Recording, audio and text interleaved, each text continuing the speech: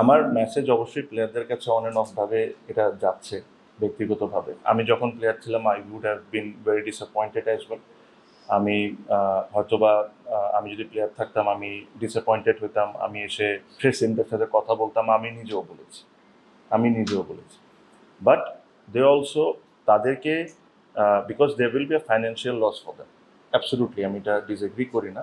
But they also এই জিনিসটা তারাও আন্ডারস্ট্যান্ড করে যে এই টুর্নামেন্টটা should be something that BCB and Bangladesh should be proud of.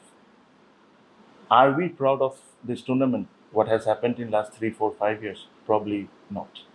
So ওই প্লেয়াররাও ডিসঅ্যাপয়েন্টমেন্টের সাথে they also agree to the fact যে জিনিসটাকে আমাদের সুন্দরভাবে করতে হবে।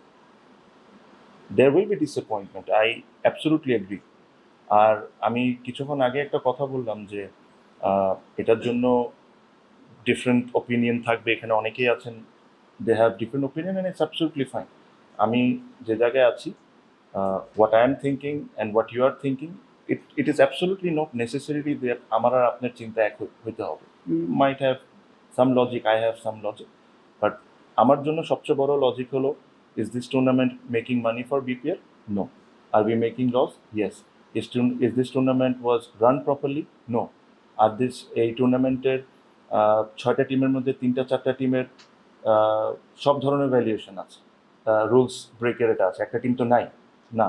তো এতগুলো যদি না থাকে, I don't see any reason যেটা নিয়ে আমার একদম ঝেপে সব কিছু বাদ দিয়ে এটা নিয়ে আমার কনসেন্ট্রেট করা দরকার।